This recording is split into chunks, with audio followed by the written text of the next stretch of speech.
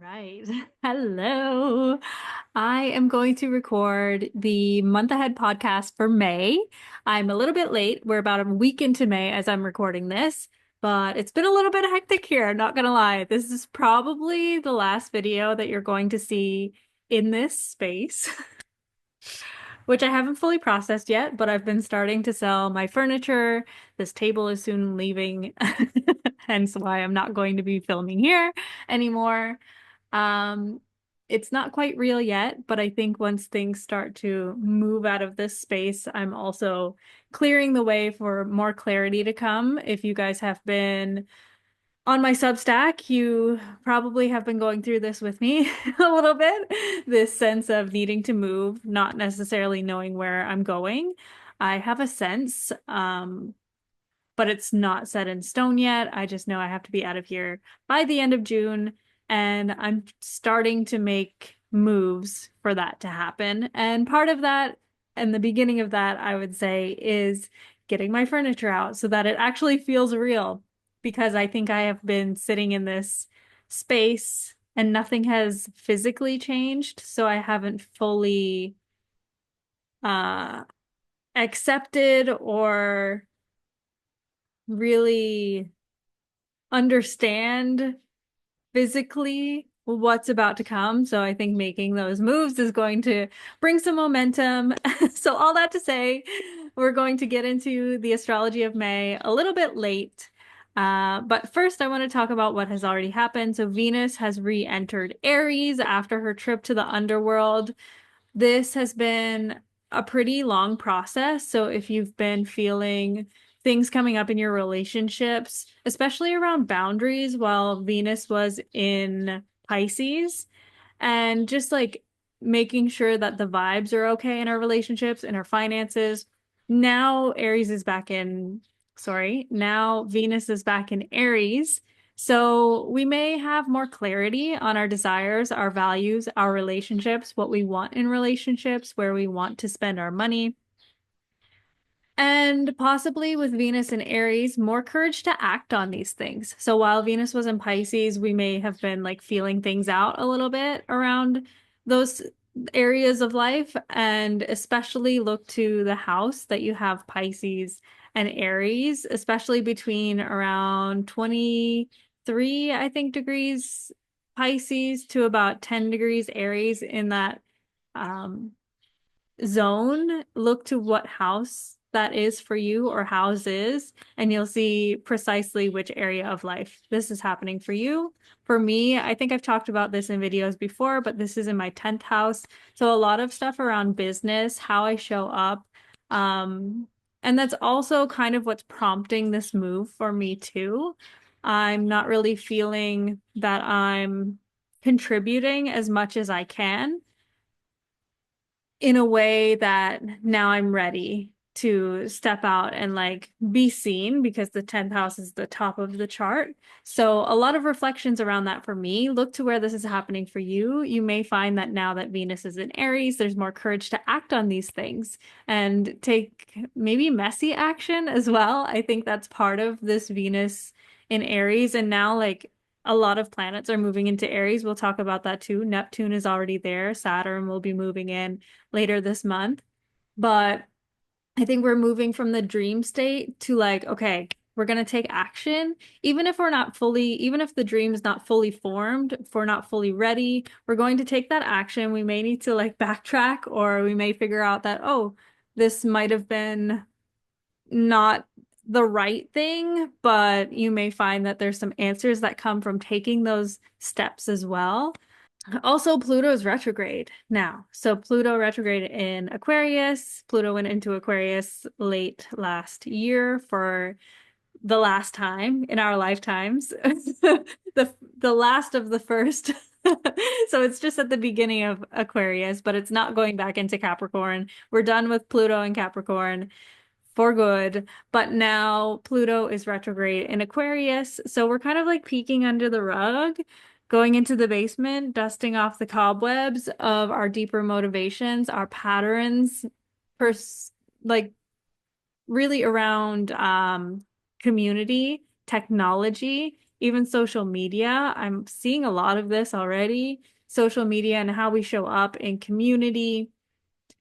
So we may be thinking and reflecting since Pluto entered Aquarius in November about how we're showing up in our community. And we may also see some things happening on a broader scale, on a more global scale with Pluto in Aquarius, especially now that it's retrograde. Pluto is a more transpersonal planet, so it doesn't always affect us personally, even though we we feel it. We feel it happening in the collective around us, and we are affected by the bigger things that are happening.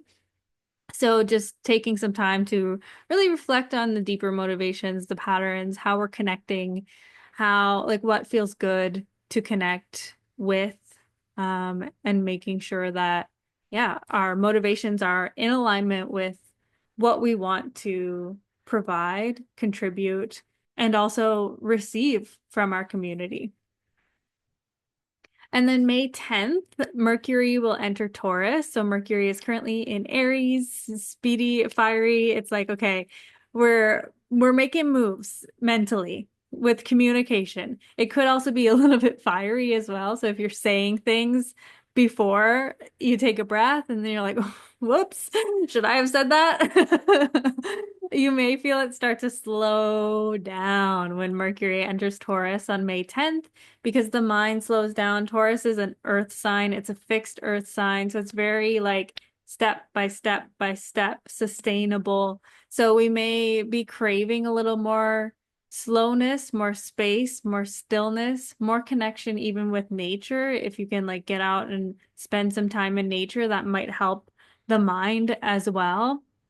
Even slowing down your speech, communicating with your senses. So Taurus is a very sensual sign, making sure that your mind and your body are connected. Great time for like somatic work to bring all that fiery Aries energy, like go, go, go. And then we're like bringing it back down into the body, into the heart, really connecting with like what we say is aligned with our heart, making sure our mouth and our hearts are connected. And then on May 12th, we have the full moon in Scorpio.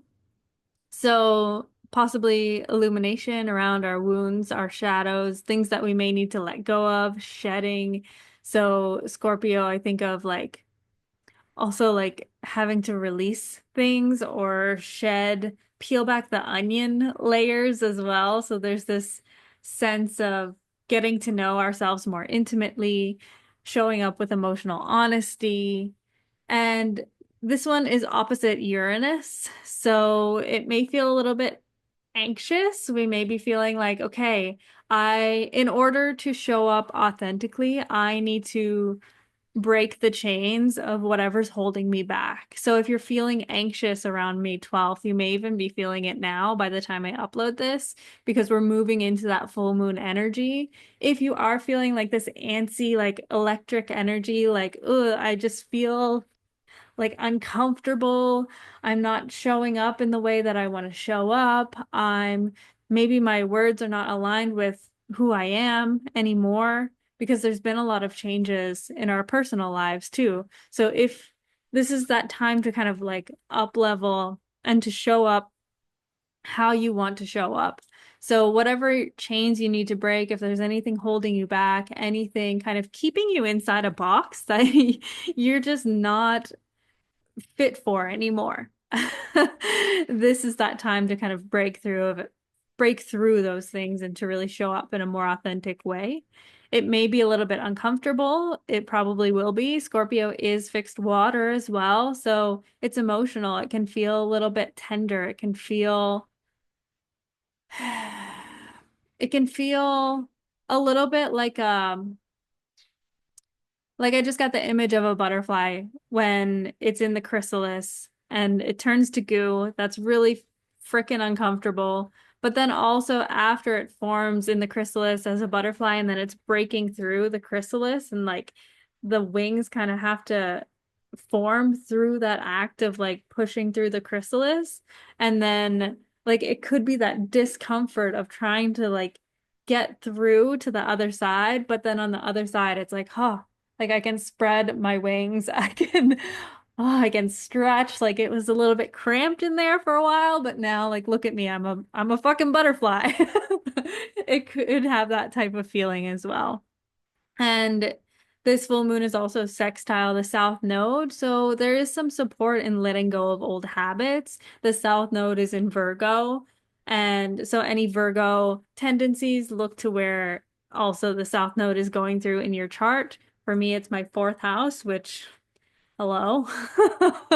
I just talked about at the beginning of the video about how I'm moving home and I'm like letting go of all of my things in my home. So my whole home is changing. So I would imagine that this full moon in Scorpio is kind of like helping that process of letting go of the things that I need in my physical home space. Also, getting organized. Virgo is organization. It's making sure that the systems are all properly working, health as well, taking care of health. So if there's any habits that need to change around like your organization, your health, and your routines and those types of things, also looking to the house where Virgo is in your chart, especially around 26 degrees where the South Node currently is, you may find that there is support in like letting go of some of those more low road tendencies and moving into more of the higher road expression, or also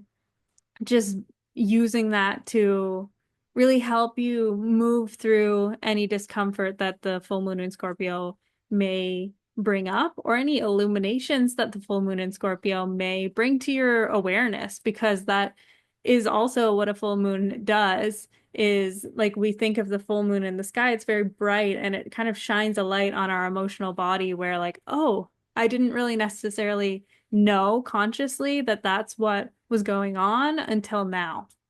So if you want more information on the moon phases, I have a free moon phase guide that you can download below. I'll put the link in the description and you can download it for free. And it has the four moon phases, the four main moon phases, and it gives you a little bit of context around what the moon phases mean and things that you can do around the moon phases. So if you wanted to look at the full moon for the upcoming full moon, that's a great resource for you.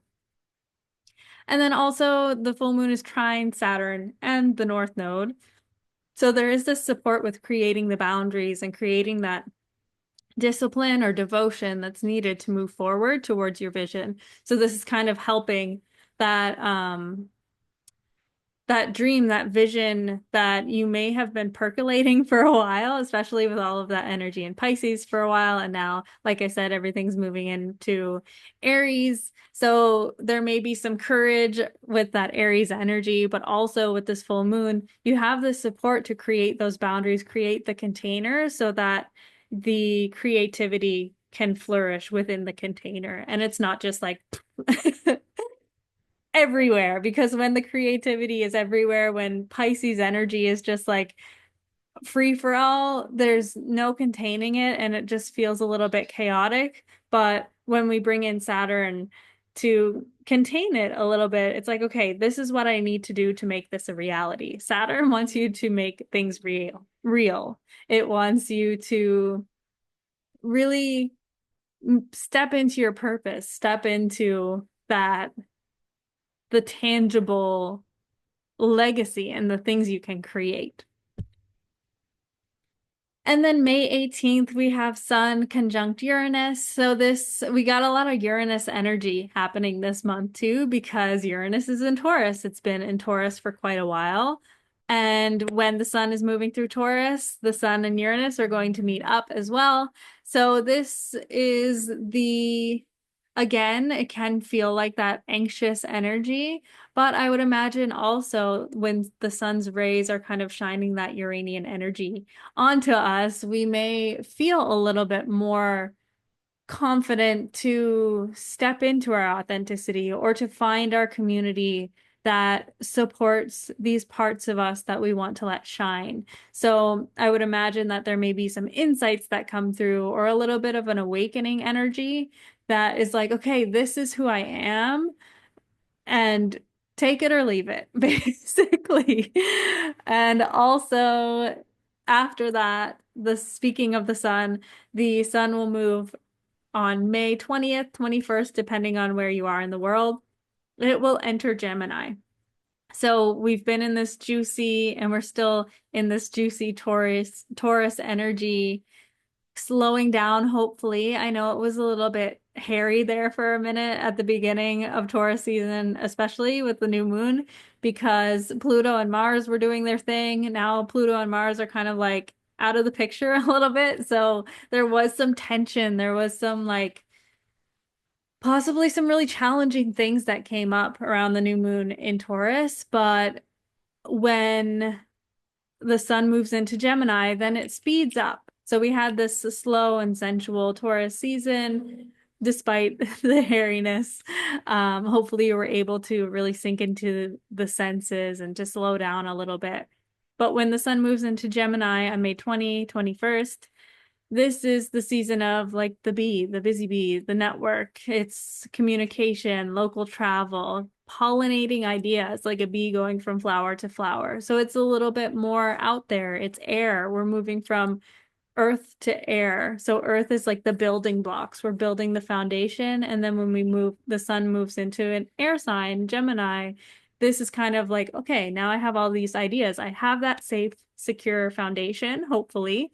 Now I can kind of look around and see what's going on and talk to people and see how I want to build from there. Think about new ideas.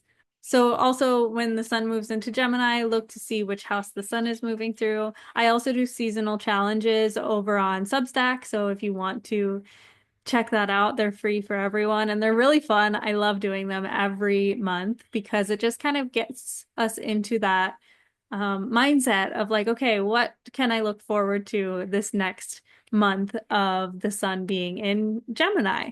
So that one will be coming out when the sun moves into Gemini. So keep an eye out for it. And then May 25th, Mercury will conjunct Uranus. We got more Uranus, guys. So this to me feels like a little bit of a spark of an insight, illumination again. So I would imagine this month is bringing a lot of illuminations with the full moon and as well with all of this Uranus energy. So there may be some new ideas, and not to mention the sun going into Gemini too. Like things are going to speed up a little bit and it's going to be like, oh, I have these ideas. So when Mercury conjuncts Uranus, there may also be a little bit of mental overwhelm where it's like, oh my gosh, like there's so many things, or like mental stimulation where it can feel a little bit overwhelming. Maybe there's so many ideas and it's like, I don't know where to start. So keep an eye out for that. Again, Mercury and Uranus are in Taurus. So if you do feel that overwhelm, coming back into the body, coming back into the senses, that is the medicine. And then May 25th, Saturn enters Aries for the first time in probably 30 years, about 30 years, which is a big deal for especially the people who have Saturn in Aries, because this will mean it is their Saturn return. So Saturn in Aries, we're moving from Saturn in Pisces. We've been learning about boundaries, about our intuition, about spirituality, the connection with things we can't see. When Saturn moves into Aries, it's going to be more, we're learning about our independence. We're learning about also our ambition and like our fighting spirit. So there's this energy of moving forward and creating something new. A new beginning is happening, especially because Saturn and Neptune are going to conjunct. Neptune is now in Aries. Saturn is now going to be in Aries. So we're moving into that Aries energy, that warrior spirit, that moving forward, even if it feels really scary. So we're learning about how to be direct without being bossy or pushy, how to stand up for ourselves, stand up for those who need to be stood up for, um, standing up for what you believe in, fighting for what you feel is right. So I'll talk more about that. We'd be here forever if I was talking about that in detail. But then on May 27th, we have a new moon in Gemini. So the new moon, I think I will probably record a separate video about the new moon in Gemini. I usually do a new moon workshop, but I don't think that's going to happen this month because I will be traveling. And so I'm going to put out a video instead, I think. Stay tuned. I'll definitely let you know.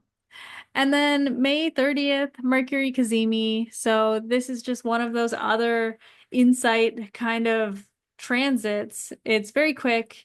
It may just be on that day, May 30th. Keep an eye out on your thoughts. You may feel some mental clarity, some more ideas. So we got a lot of mental stimulation coming up, a lot of hopefully clarity coming up. I know the conversations I've been having and also in my own life, clarity is one of those things that a lot of people I'm talking to, myself included, just isn't there yet.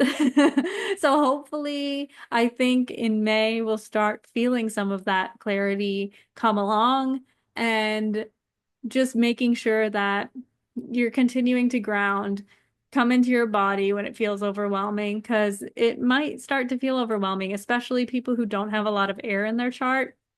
It may feel a little bit like, ooh, we're getting busy. But that's all I have for today. Thank you for watching. I'm so blessed to have you on this journey. Thank you for being here for what's possibly my last video in this exact spot. Still processing that. Subscribe on Substack if you want to find out more about that whole process because I'm talking about it more over there. But until then, I'll see you next time. Bye.